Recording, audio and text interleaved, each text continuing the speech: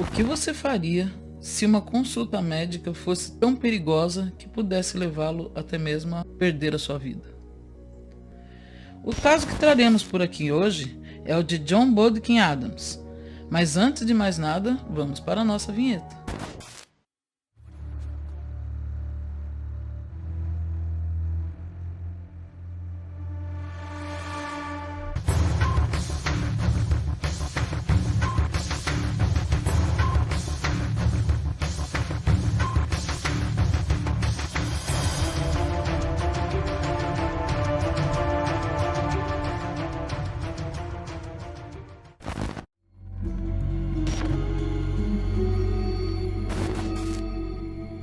John Bodkin Adams era um entusiasta da eutanásia.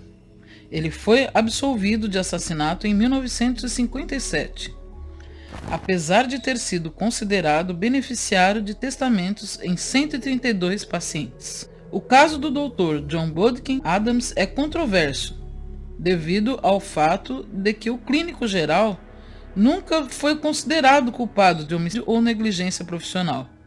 No entanto, anos após sua própria morte, permanecem opiniões conflitantes sobre se Bodkin Adams era culpado de assassinato ou eutanásia.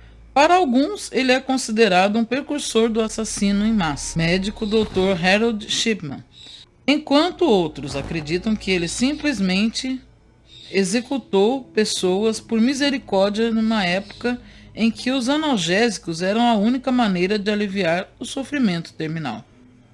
O Dr. John Bodkin Adams era um clínico geral na elegante Success, na cidade litorânea de Eastbourne. Irlandês solitário, ele aparentemente não se preocupava em beneficiar-se de presentes e legados de seus pacientes idosos e ricos. O médico de meia-idade não era conhecido por ser um excelente profissional, mas era reconhecido por ser compassivo e atencioso, especialmente com os pacientes idosos que confiavam nele. Havia, no entanto, outros aspectos do seu modus operandi, que causavam preocupação, principalmente a sua tendência para o uso de drogas perigosas, e o que alguns críticos descreveram um interesse patológico pelas vontades de seus pacientes. E uma das suas primeiras pacientes, a Edith Alice Morrell, era uma paciente do Dr. Adams que ficou parcialmente paralisada após sofrer um derrame. Adams forneceu-lhe um coquetel de heroína e morfina para aliviar seu desconforto, insônia e sintomas de irritação cerebral, que era uma condição de sua doença. No entanto, 3 meses antes da morte de Morrell, em 13 de novembro de 1949, ela acrescentou uma cláusula ao seu testamento afirmando que Adams não receberia nada. Apesar dessa cláusula, o Dr. Adams, que afirmava que Morrell havia morrido de causas naturais, ainda recebeu uma pequena quantia em dinheiro, talheres e um Rolls Royce. A segunda suposta vítima do Dr. Adams só ocorreu 7 anos após a morte da senhorita Morrell. Gertrude Hewlett foi outra paciente do Dr. Adams que adoeceu e depois ficou inconsciente. Apesar de nem estar morta, o Dr. Adams ligou para um patologista local, Francis Kempis, para marcar uma autópsia. Quando Kempis percebeu que Hewlett ainda estava viva, acusou Adams de extrema incompetência. Em 23 de julho do ano de 1956, Gertrude Hewlett morreu e Adams registrou a causa da morte como resultado de uma hemorragia cerebral. Uma investigação oficial, entretanto, chegou à conclusão de que ela havia cometido suicídio. Kempis argumentou que ela havia sido envenenada com pílulas para dormir, como havia sido com a senhorita Morrell antes dela. Hewlett deixou vários itens valiosos para o Dr. Adams, incluindo um Rolls Royce. As fofocas em torno do Dr. Adams começaram a circular pela unida comunidade litorânea. Se havia verdade nas alegações de que Adams era um anjo da morte, que atacava viúvas ricas e vulneráveis, ou se era um anjo da misericórdia, que gentilmente aliviava o sofrimento. Era uma questão de conjectura. Parece que a morte de Hewlett em 1956 precipitou uma situação que chamaria a atenção de Adams para as autoridades. Com o decorrer da investigação, a fofoca na cidade finalmente levou a polícia a investigar e prenderam Adams sob suspeita de assassinato. Os rumores gerais que varreram o elegante resort à beira-mar eram de que a atitude de Adams ao lado do leito era persuadir uma viúva rica a escrever-lhe um testamento que lhe deixasse dinheiro antes de administrar uma mistura letal de drogas. As acusações e boatos atingiram um tal nível que a polícia local não teve outra escolha a não ser realizar investigações. Ao mesmo tempo, a imprensa tomou conhecimento da história e, quase num julgamento pelos meios de comunicação social, ajudou a reforçar a visão de que Adams era um vigarista com a agenda sinistra. Uma manchete, inquérito sobre 400 testamentos, sem dúvida ajudou a alimentar a ideia de que Adams era um potencial assassino. Se você já chegou até esse ponto do vídeo, lhe convido para que dê um like para o nosso canal, se inscreva e ative o sininho de notificações para ficar sempre sabendo de tudo que acontece por aqui. A polícia investigou durante vários meses durante o ano de 1956. Depois, em 1º de outubro desse ano, confrontou o Dr. Adams com as suas suspeitas relativas à morte da Sra. Morrell. Em sua defesa, Adams argumentou que sua paciente doente, sofrendo terrivelmente, queria morrer.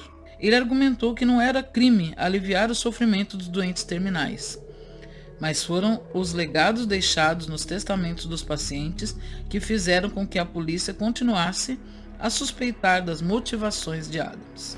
As investigações foram assumidas pela polícia de Ashburn por 2 policiais do esquadrão de assassinatos da Polícia Metropolitana. O oficial sênior e detetive superintendente Herbert Hannan, da Scotland Yard, em 17 de agosto, era conhecido por ter resolvido os infames assassinatos de Paddington Tompkins em 1953. Ele foi auxiliado por um oficial subalterno, o sargento detetive Charles Hannett. A investigação concentrou-se apenas em casos entre 1946 e 1956. 310 certidões de óbito examinadas pelos patologistas do Ministério, 163 foram consideradas suspeitas. Muitos receberam injeções especiais de substâncias que Adams se recusou a descrever às enfermeiras que cuidavam dos seus pacientes. Além disso, descobriu-se que seu hábito era pedir às enfermeiras que saíssem da sala antes da aplicação das injeções. Adams foi preso em 19 de dezembro de 1955. Época em que já havia se tornado o médico mais rico da Inglaterra. No ano seguinte, ele pagou uma fiança de 1.100 euros. Ao ser informado das acusações, ele disse: assassinato. Você pode provar que foi assassinato. Ela estava morrendo de qualquer maneira. Após o julgamento, Adams renunciou ao Serviço Nacional de Saúde e foi condenado no final daquele ano por 8 acusações de falsificação de receitas, 4 acusações de fazer declarações falsas em formulários de cremação e 3 crimes sob a Lei de Drogas Perigosas, de 1951, e multado em 2.400 euros mais custos. Em 22 de novembro do ano de 1957, ele foi excluído do registro médico. Adams vendeu sua história ao Daily Express por 10.000 euros e processou com sucesso vários jornais por difamação. Ele permaneceu em Eastbourne apesar da crença comum de que havia assassinado 21 pessoas. Vale a pena notar que esta crença geralmente não era compartilhada por seus amigos e pacientes. Uma exceção foi o Roland Gein, que se distanciou consideravelmente de Adams após seu julgamento. Adams foi reintegrado como clínico geral em 1961, após 2 inscrições fracassadas. O fato dele ter sido permitido retornar à sua carreira de medicina sugere que seus colegas de profissão não o consideravam culpado do homicídio. É gravemente negligente ou incompetente no seu trabalho. Quando ele solicitou um visto para a América em agosto de 1962, ele foi recusado por causa de suas perigosas condenações por drogas. Adams escorregou e fraturou o quadril em 30 de junho de 1983. Ele foi levado ao hospital de Eastbourne, mas desenvolveu uma infecção no seu peito e morreu em 4 de julho, de insuficiência ventricular esquerda. Ele deixou um patrimônio avaliado em 402 mil euros, que vinha recebendo heranças mesmo antes de seu fim.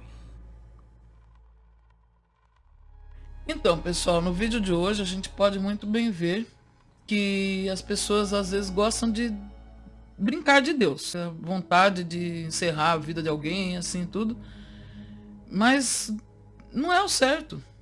Né? O certo seria que a pessoa encerrasse da forma que precisasse.